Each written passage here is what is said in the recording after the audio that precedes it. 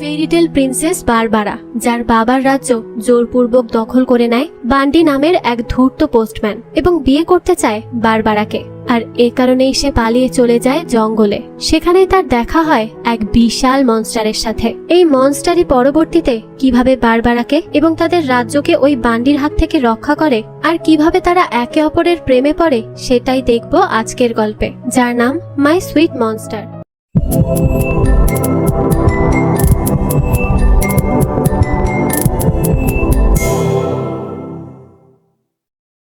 গল্পের শুরুতে আমরা এডওয়ার্ড নামের এক প্রিন্সকে দেখি, যে ছিল খুবই বাহাদুর আর সে কাউকে ভয় পেত না। সে সবসময় মানুষের সাথে ন্যায় করত, তাদের জন্য ভাবত, আর তাই তার সম্পর্কে সবাই জানে, তাকে এক নামেই চেনে। এদিকে আমরা প্রিন্সেস বারবারাকে দেখি, যে প্রিন্স এডওয়ার্ডের এই গল্প পড়ছিল।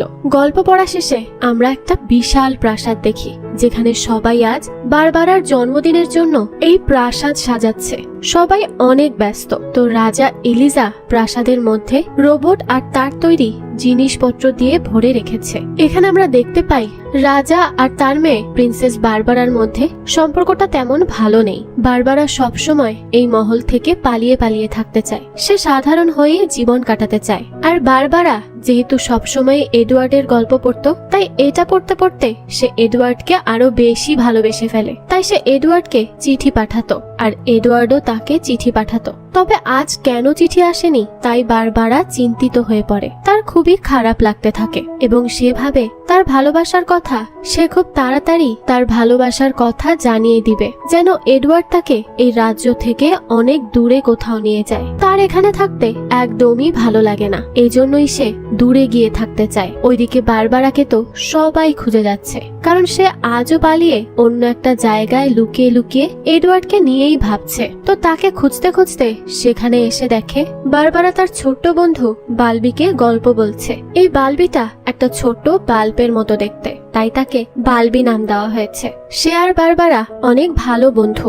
যাই হোক, তারপর বারবারা তার বাবা আর ন্যানিদের দেখে, তাদেরকে বলে, ও বাবা আর ন্যানি, তোমরা কেমন আছো? আসলে প্রাসাদে বেশি শব্দ, তাই আমরা সিদ্ধান্ত নিয়েছি এখানেই পড়াশোনা করব। প্রাসাদে থাকতে আমার একদম ভালো লাগে না।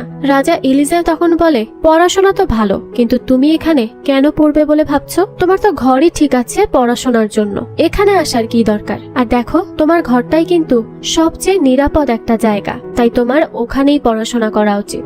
এরকম জায়গায় তোমার মতো রাজকন্যারা থাকতে পারবে না, বুঝতে পেরেছো? তখন ন্যানিরাও বলে, হ্যাঁ ঠিকই তো, এখানে শুধু ধুলাবালি, মাকড়সা আর টিকটিকি। তো এরপর রাজা এলিজা বলে, তুমি প্লিজ ঘোড়া নিয়ে আবার দৌড়াতে বের হয়ে যেও না, বুঝতে পেরেছো? বারবারা তখন রেগে বলে, তাহলে তুমি আমাকে ঘোড়া দিলেই বা কেন, হ্যাঁ, যখন সেটা নিয়ে ছুটতেই পারবো না? এলিজা বলে, কারণ তুমি চেয়েছো তাই আমি তোমাকে উপহার হিসেবে দিয়েছি, আর আমি তো জানতাম না যে ছোট্ট ঘোড়াটা এত বড় হয়ে যাবে। বারবারা বলে, বাবা এটা কিন্তু কোনো মজা না, আমার ভালো লাগে না এসব। রাজা এলিজা বলে, আমি আসলে তোমার সাথে কখনো খারাপ কিছু হতে দিতে পারবো না। তোমাকে নিয়ে আমার বলে দিও যেন এরকম কিছু আর আমাদের প্রাসাদে ডেলিভারি না করে, আর এই ঘরকে যেন একদম লোহা দিয়ে আটকে দেওয়া হয়, যাতে করে প্রিন্সেস এখানে আর আসতে না পারে। অন্যদিকে আমরা বান্ডি নামের একজন পোস্টম্যানকে দেখি, যে প্রিন্সের পাঠানো চিঠি নিয়ে আসে বারবারার কাছে। তখন বারবারাকে সাজানো হচ্ছিল, কারণ তার আজ জন্মদিন, তাই তাকে অনেক সুন্দর করে সাজানো হচ্ছে। কিন্তু এতেও খুবই বিরক্ত হচ্ছিল বারবারা, তার তো এসব কিছুই ভালো লাগে না। তো কিছুক্ষণ পরই তার কাছে খবর আসে একজন এসেছে তার চিঠি নিয়ে, পাঠানো চিঠি। তাই তাকে মানা করা সত্ত্বেও সে তাদেরকে বোকা বানিয়ে ঠিকই চলে আসে ওই চিঠি নিতে। আর পোস্টম্যানকে জিজ্ঞেস করে, বাসিল, ও তুমি বাসিলের শিফটে এসেছো তাহলে? বান্ডি বলে, আপনার জন্য চিঠি এসেছে প্রিন্সেস, কোন এক প্রিন্সের থেকে। বারবারা বাস্তবে বেশি সুন্দর। বারবারা বলে, ও এভাবে অদ্ভুত কথা বলার কি মানে? আর আমার কাছে এখন সময় নেই তোমার সার্ভিসের জন্য পে করার। বান্ডি বলে, আমার চুপ থাকা আপনি কিছু দিয়ে কিনতে পারবেন না। বারবারা বলে, তার মানে কি বলতে চাইছো? বান্ডি বলে, সেই চিঠি সব জানে, তার আর প্রিন্সের সব কাহিনী তার জানা। এখন যদি সে এইসব রাজাকে বলে দেয় তাহলে কি হবে তার? বারবারা বলে, তুমি আমার চিঠি পড়েছো? তোমার এত বড় সাহস? বান্ডি বলে, হ্যাঁ পড়েছি, আর আমি এখন সব জানি, তাই আমি যা ইচ্ছা তাই করতে পারি। বারবারা বলে, তুমি কি চাও আমার থেকে? হ্যাঁ, আর আর কেন করছো এসব? বান্ডি বলে, আমি তোমার থেকে রয়্যাল কিস চাই, না হলে আমি এই সিক্রেটটা দিয়ে কি করব সেটা কিন্তু আমি নিজেও জানি না। বারবারা তো এসব শুনে খুব রেগে যায় আর সে বলে, যদি প্রিন্স এডওয়ার্ড এসব জানে তাহলে তোমার প্রাণ নিয়ে নিবে, সেটা কি তুমি বুঝতে পারছো? তাই আমার থেকে দূরে থাকো বলছি, একদম আমার কাছে আসার চেষ্টা করবে না। এই কথা বলার পরই সেখান থেকে বারবারা দৌড়ে পালিয়ে যায় আর বান্ডি বলে, আমার হাত থেকে রাজকুমারী এত সহজে মুক্তি পাবে না, আমি হতেই দিব না। এদিকে আর দ্রুত দৌড়ে নিচে আসে আর দেখতে পায় চিঠিটা পড়ে গিয়েছে তার বাবা এলিজার হাতে। আর এটা দেখে তো চুপ হয়ে সে বসে পড়ে, কারণ যা হওয়ার তা তো হয়েই গিয়েছে, এখন বকাশোনা ছাড়া আর কোনো উপায় বাকি নেই। তো রাজা দেখা যায় এই চিঠিটা পড়তে থাকে, এরপর সে খুবই হতাশ হয়ে ড্রিঙ্ক করতে শুরু করে। বারবারা বলে, বাবা আমরা একে অপরকে ভালোবাসি, একটু বোঝার চেষ্টা করো। রাজা বলে, কি কিসের ভালোবাসা? তুমি তো এখনো একটা বাচ্চা মেয়ে, তুমি ভালোবাসার কি বোঝো? হ্যাঁ। বারবারা বলে, হ্যাঁ তো কি হয়েছে? তুমি যখন আমার মাকে বিয়ে করেছো তখন তোমার বয়স তো কম ছিল বাবা। রাজা বলে, না মানে সেটা তো তোমার মা ছিল, এজন্যই বিয়ে করেছি, আর আমাদের ব্যাপার সম্পূর্ণই আলাদা। বারবারা বলে, ব্যাপারটা একই বাবা, আর আমি যাকে ভালোবাসি সে অনেক দয়ালু আর অনেক ভালো। তখন রাজা বলে, অনেক হয়েছে তোমার এসব কাহিনী, আমি আর শুনবো না, বুঝতে পেরেছো? আর কিছুক্ষণ পরই অনুষ্ঠান শুরু হবে, তাই আর দেরি না করে চলে আসবে, আমি আর কিচ্ছু শুনতে চাই না। আর শোনো, ঠিক মতো ড্রেস পরে এসো, একদম সম্মানের সাথে, বুঝলে? তো বারবারা তো রেগে বলে, আচ্ছা আমি দেখাচ্ছি সম্মান। তো যখনই তার বাবা চলে যায় সে ড্রেসটা কেটে নিচ থেকে ছোট করে ফেলে আর তার চুলও কেটে ফেলে। অন্যদিকে আমরা বান্ডিকে দেখি, সে প্রাসাদের বিভিন্ন জায়গায় ঘুরছিল আর সবকিছু দেখে দেখে বেশ অবাকই হচ্ছিল। তো এমন করে ঘুরতে ঘুরতে সে চলে আসে রাজার গবেষণা করার রুমে, আর সেখানে গিয়েই সে এইসব দেখে তো খুবই অবাক হয়, তাই সে এটা ওটা দেখতে থাকে। তখনই সে একটা স্পার্ক নিচে ফেলে দেয়, যার জন্য সাময়িকভাবে প্রাসাদের সব আলো চলে যায়, কিন্তু আবারও একটু পর সেটা ফিরে আসে, কারণ সে সেটাকে কোনো মতে বাঁচিয়ে নেয়। তখনই রাজা সেখানে আসে আর জিজ্ঞেস করে, আরে কে তুমি, আর এখানে কি করে আসলে? বান্ডি বলে, আমি সবসময় যে জিনিস মূল্যবান সেটাকে ঠিকঠাক ভাবে ধরে রাখতে জানি। তো দেখা যায় ওই স্পার্কটা তার হাতেই আছে। রাজা বলে, তুমি এই স্পার্ক ফিরিয়ে দাও। আর এটা তুমি পেলে কি করে? হ্যাঁ। বান্ডি বলে, তুমি কি ভেবেছো আমি এটা এত সহজে ফিরিয়ে দেব? তুমি যদি তোমার এইসব চাও তাহলে বলো টাকা কোথায়? রাজা বলে, কি টাকা? বোকা কোথাকার, তোমার আইডিয়াও নেই যে আমি এখানে কি রেখেছি। এটা দাও আমাকে বলছি, আর বেরিয়ে যাও এখান থেকে, না হলে কিন্তু আমি গার্ডদেরকে ডাকবো। বান্ডি তখন ওই স্পার্কের ঢাকনা খুলে বলে, তুমি কি চাও আমি এটা শেষ করে ফেলি? কি হবে যদি আমি এমনটা করি? রাজা তখন ভয়ে কান্না কান্না মুখে বলে, না না প্লিজ এটা করো না, তুমি কত চাও তার বদলে বলো, আমি সব দেব তোমাকে, তুমি যা চাইবে তাই পাবে, কিন্তু ওটা দিয়ে দাও। বান্ডি বলে, ও যে কোনো কিছুই চাইলে পাবো, তার মানে তো এই জিনিসটা অনেক মূল্যবান দেখছি। অন্যদিকে দেখা যায় অনুষ্ঠান চলছে, তো সেখানে কিছুক্ষণের মধ্যেই চলে আসে বারবারা তার বাবার সাথে। আর বারবারা তার শর্ট ড্রেস পরে গিয়ে তার বাবাকে জিজ্ঞেস করে, কেমন লাগছে বাবা এখন? আমার এই ড্রেসটা ভালো হয়েছে না? রাজা বলে, এটা তোমার মায়ের ড্রেস ছিল বারবারা। এই কথা শুনে বারবারার খারাপ লাগে যে সে আজ একটু বেশি করে ফেলেছে। তো তারপর রাজা একটা শকিং অ্যানাউন্সমেন্ট করে, সে বলে, আপনাদের সবাইকে স্বাগতম আমার মেয়ে বারবারার জন্মদিনে এবং বিয়ের পার্টিতে। এই কথা শুনেই তো বারবারা সহ সেখানে সবাই বেশ চমকে যায় যে এটা কি হলো, আর রাজা হঠাৎ করেই এমন সিদ্ধান্ত কেনই বা নিল। তো তারপর রাজা বলে, আমাকে আপনারা অনুমতি দিন, আমি বিয়ের পাত্রকে এখানে ডেকে আনছি। সে হলো জুনিয়র পোস্টম্যান বান্ডি জয়েস। তারপরই সেখানে বান্ডি উপস্থিত হয়। সবাই তো এটা দেখে অবাক হয়ে যায় যে রাজা এটা করছেটা কি, একজন পোস্টম্যানের সাথে তার মেয়ের বিয়ে দিতে চাইছে। আসলে রাজা তো এখানে বাধ্য ছিল, কারণ বান্ডি তাকে ব্ল্যাকমেইল করেছিল। সে বলেছিল সে ওই স্পার্কটা রাজার হাতে তখনই তুলে দিবে যদি সে তার মেয়ের সাথে তার বিয়ে দিয়ে দেয়। রাজাও এখানে বাধ্য ছিল, সেজন্য সে এমন একটা সিদ্ধান্ত নিয়েছে। কিন্তু বারবারা তো এইসব ব্যাপারে কিছুই জানে না, তাই সে তার বাবাকে জিজ্ঞেস করে, বাবা এটা কেন করছো আমার সাথে? কারণ আমি ড্রেসটা খারাপ করে নিয়েছি তাই? তখন তার বাবা কিছুই বলে না। বান্ডি সবাইকে বলে, আপনারা কেউ কোথাও যাবেন না, কারণ এখানে বিয়ের অনুষ্ঠান হবে এবং আজই বিয়েটা হবে। তো তখন বারবারা তার ফায়ারবলকে ডাকে, অর্থাৎ তার ঘোড়া। তখনই দেখা যায় তার ঘোড়া দৌড়ে তার কাছে আসে। বারবারা তখনই তার উপর উঠে পড়ে আর তার বাবা তার কাছে ক্ষমা চায়। বান্ডি তখন গার্ডদেরকে বলে দরজা বন্ধ করে দিতে, কিন্তু ফায়ারবল সেটা অতিক্রম করে ফেলে দরজা লাগানোর আগেই। তাই বান্ডি নিজের গাড়ি নিয়েই তার পিছু করতে শুরু করে দেয়। তো এমন পিছু করতে করতে এক সময় পর বান্ডি বারবারার ওড়না ধরেই টান দেয়, কিন্তু বারবারা সেটা খুলে দিলে ওইটা গিয়ে পড়ে বান্ডির মুখে, যার কারণে সে বাইক থেকেই নিচে পড়ে যায়। এর মাধ্যমেই বারবারা তার থেকে অনেকটা দূরে চলে যায়, কিন্তু সেও গাছের মধ্যে ধাক্কা খেয়ে বেহুশ হয়ে পড়ে। তারপর সেখানে বান্ডি আসে আর বারবারাকে একটা বস্তায় ভরে নিয়ে আসতে যায়, কিন্তু তার থেকে তখন তা কেড়ে নেয় বুগি আর ভয় দেখিয়ে ভাগিয়ে দেয় বান্ডিকে। এই বুগি হচ্ছে জঙ্গলেরই একজন রক্ষাকর্তা, সে পুরো জঙ্গলটাকে দেখে শুনে রাখে। যাই হোক, তো এসব দেখে বান্ডি যখন পালিয়ে আসছিল তখন সে একটু স্পার্ক টাচ করে ফেলে, আর তখনই দেখে যে এটা থেকে তো এনার্জি তৈরি হচ্ছে। অন্যদিকে বারবারার হুঁশ আসলে সে দেখে সে একটা গাছের ভেতরে, আর সেখানে তার ওই বইটাও রাখা ছিল। সেটা আনতে গিয়ে বারবারা আবারও নিচে পড়ে বেহুশ হয়ে যায়। এরপর চোখ খুলে দেখে তার সামনে বুগি। বারবারা তাকে জিজ্ঞেস করে বুগি। বুগি বলে, কে তুমি, আর কি করে জঙ্গলে এসেছো? বারবারা বলে, আমি তো এইমাত্রই বস্তা থেকে বেরিয়ে এসেছি, আমি চলে যাচ্ছি, আমি কিছুতেই টাচ করছি না তোমার, সরি। আমি কিন্তু কোনো রবার্সদের বিরুদ্ধে না। বগি বলে, আমরা রবার্স না। বুগির সাথী বলে, আমরা কিপার্স। বারবারা বলে, ও তুমি কথাও বলতে পারো, খুব ভালো লাগলো তোমাদের সাথে দেখা হয়ে। আমি হচ্ছি প্রিন্সেস বারবারা এবং আমি একটু সমস্যাতে আছি, তাই প্রিন্স এডওয়ার্ডকে খুঁজতে চাইছি। তোমরা কি আমাকে বলতে পারবে কোথায় আছে তার প্রাসাদ? পারবে না তাই না? ঠিক আছে, সমস্যা নেই, আমি নিজে নিজেই খুঁজে নিব, এখন আসছি। বুগি তখন রেগে তার যাওয়ার পথ বন্ধ করে দেয়, আর বুগির সাথী বলে, তুমি প্রিন্সেস বারবারা, মানে রাজা এলিসের মেয়ে? বারবারা বলে, হ্যাঁ। তখন সে বলে, ঠিক আছে, আজ তোমার ভালো দিন, তাই আমরা তোমাকে তোমার প্রাসাদে ফিরিয়ে দিয়ে আসবো।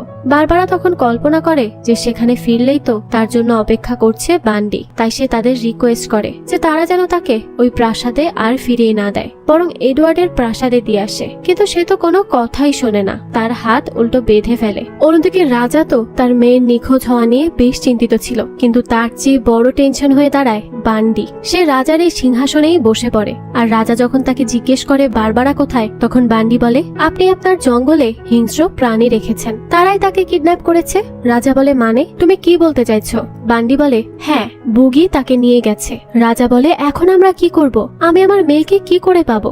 বান্ডি বলে, তার জন্য আমাকে আগে বলুন এই স্পার্ককে কি করে ইউজ করতে হয়। রাজা বলে, এটা স্পার্ক ওয়াটার, যার মাধ্যমে যে কোনো কিছুতেই জীবন চলে আসে, এমনকি রোবটের মধ্যেও আসতে পারে। বান্ডি বলে, তো আপনি বলছেন যে এটা যে কোনো জিনিসের মধ্যেই প্রাণ আনতে পারে, তো আপনি এটা কোথায় পেয়েছেন? রাজা বলে, আজ থেকে 16 বছর আগে বারবারার জন্ম হয়, আর সে খুব দুর্বল ছিল তখন। আমরা ভেবেছিলাম হয়তো সে বাঁচবে না। তারপর আমি এই পানির খোঁজে বের হয়ে যাই, যার মধ্যে প্রাণ থাকবে, প্রাণ প্রদান করার শক্তি থাকবে, আর আমরা খুঁজে খুঁজে সেই নদীটা পেয়েও যাই। তারপর সেখান থেকে আমি পানি তুলি, যদিও আমাকে আমার সেনাপতি মানা করেছিল, কারণ এখান থেকে কেউ পানি নিয়ে বেঁচে ফিরতে পারতো না। তখন আমি বলেছিলাম আমি হচ্ছি রাজা, আর আমি যে কোনো কিছুই করতে পারি। তারপর পানি নিয়ে আসার পথে শুরু হয় পাথর ধস।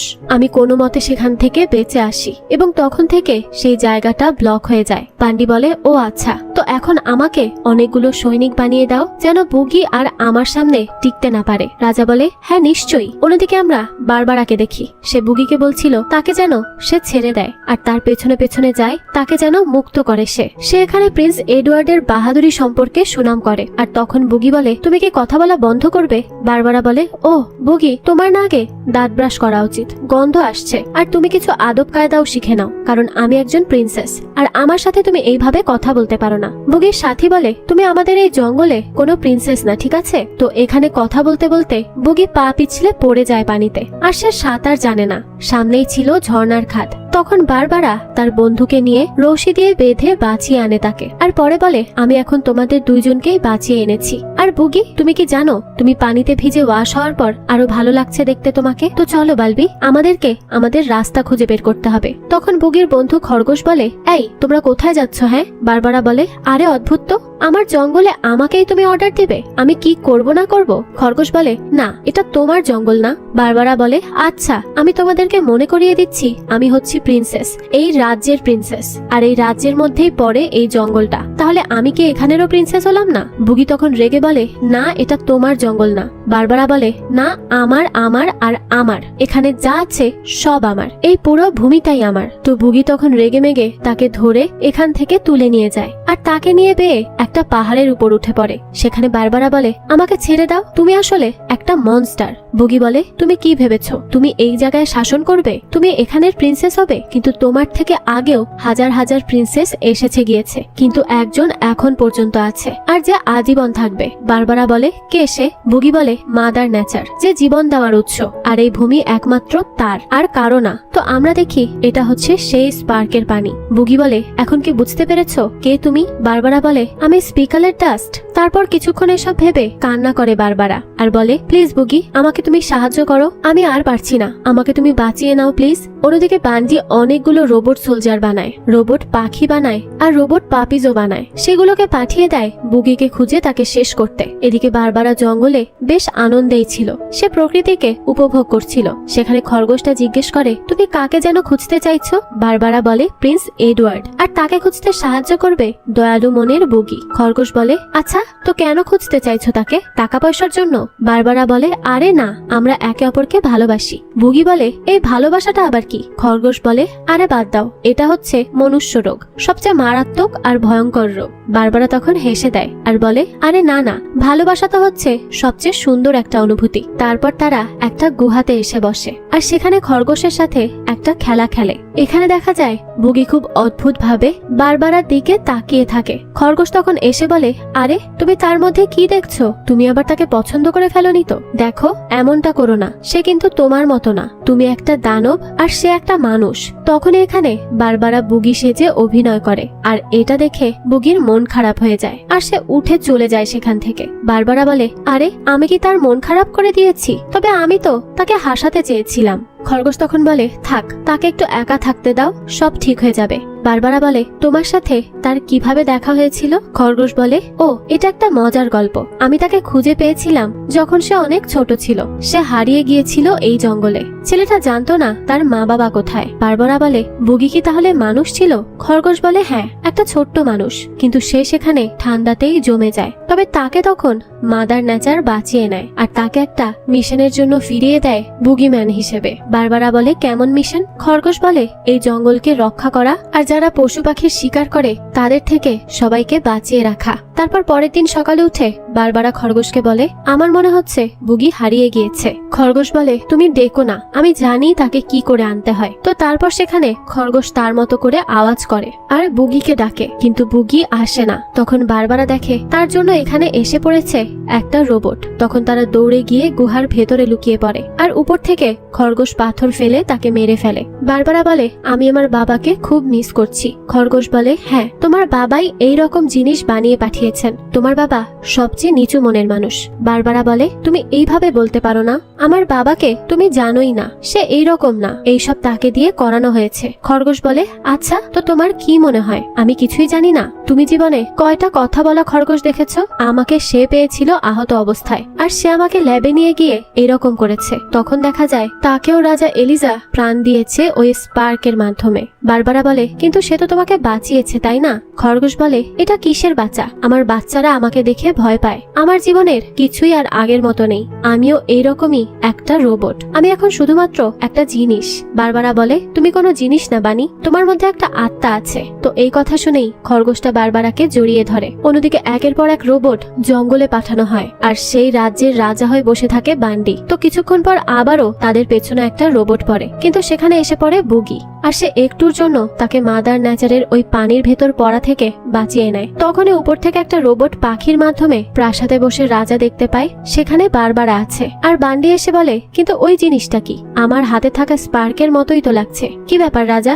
রাজা তখন কথা কাটাতে চায় কিন্তু পারে না। আর বান্ডি তখন বুঝতে পারে যে রাজা তাকে মিথ্যা বলেছিল, আসলে মাদার নেচার এখনো সেখানেই আছে। তাই সে সিদ্ধান্ত নেয় সে যাবে ওখানে আর টনকে টন পানি নিয়ে এসে পুরো পৃথিবীতে রাজ করবে। বান্ডি সেই মতোই বেরিয়ে যায় পানি আনতে। অন্যদিকে অনেক হাঁটার পর প্রিন্স এডওয়ার্ডের রাজ্যের সামনে এসে পড়ে তারা তিনজন। তখন মন খারাপ হয়ে যায় বুগি আর খরগোশের। বুগি বলে, আমরা এসে গিয়েছি, আর এখন থেকে সামনে তোমাকে একাই যেতে হবে বারবারা। তোমার স্বপ্ন পূরণ হতে চলেছে, তাই চলে যাও। খরগোশ তখন জড়িয়ে ধরে আর বলে, প্লিজ বারবারা যেও না, তোমার ওই প্রিন্স এডওয়ার্ডের কোনো প্রয়োজন নেই, তুমি আমাদের সাথেই থেকে যাও। বারবারা বলে, আম সরি বানি, কিন্তু আমাকে যে আগে আমার বাবাকে বাঁচাতে হবে এবং সেই কাজ আমি একা করতে পারবো না, প্রিন্স এডওয়ার্ডের সাহায্য লাগবে। তারপর খরগোশের থেকে সে সেই বাঁশিটা নিয়ে নেয়, যার মাধ্যমে সে বুগিকে ডাকতো। আর যাওয়ার আগে তাকে বলে, আমি তোমাকে কখনোই ভুলবো না বুগি, তুমি সবচেয়ে ভালো মনস্টার, আর তুমি আমাকেও প্লিজ ভুলো না। তারপর সেখান থেকে চলে আসে সে প্রিন্স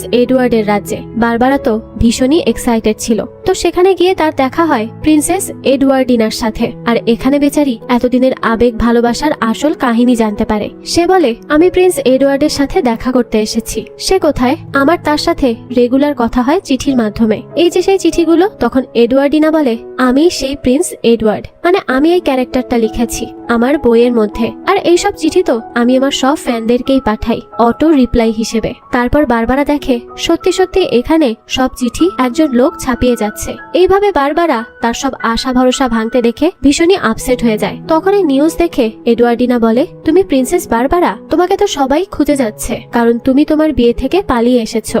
বারবারা বলে, হ্যাঁ, কারণ আমি প্রিন্স এডওয়ার্ডকে বিয়ে করতে চেয়েছি, তাকেই ভালোবেসেছি, আর আমি পালিয়ে আসতে গিয়ে বুগির সাথে দেখা হয়, আর সে আমাকে প্রথমে সাহায্য করতে চায় না, পরে অনেকবার বোঝানোর পর সে রাজি হয়ে আমাকে এখান পর্যন্ত দিয়ে যায়। তো বারবারা এখানে এডওয়ার্ডিনাকে তার জঙ্গলের সফর সম্পর্কে এরকম কিছু কথা বলে। তখন এডওয়ার্ডিনার কাছেও এইসব বেশ ইন্টারেস্টিং লাগে। তারপর এডওয়ার্ডিনা বলে, আমি দুঃখিত তোমার মন খারাপ করার জন্য, কিন্তু তুমি আমাদের গেস্ট হিসেবে আমাদের এখানে থাকতে পারো। তারপর সে তাকে নিয়ে আসে একটা রুমে। তখন বারবারা বলে, আপনাকে ধন্যবাদ। প্রিন্সেস এডওয়ার্ডিনা বলে, না, আসলে তুমি আমাকে তোমার জঙ্গলের গল্প বলেছো, যা অনেক সুন্দর ছিল, তাই আমি তোমার থেকে শুনেই একটা বই লিখবো। তাই তুমি এখানে ঘুমিয়ে পড়ো, কিছুক্ষণ রেস্ট নাও, আর তোমার বাবা এসে তোমাকে নিয়ে যাবেন। বারবারা বলে, কিন্তু আমি তো আপনাকে বলেছি আমি যাব না, আমি ওই লোককে বিয়ে করব না, আমি তাকে ভালোবাসি না। এডওয়ার্ডিনা বলে, আরে এইসব ভালোবাসা সবসময় বইয়ের ভাষা হয়েই থেকে যায়, তুমি এখানে থাকো, বড় হলে বুঝতে পারবে। তো এরপর দেখা যায়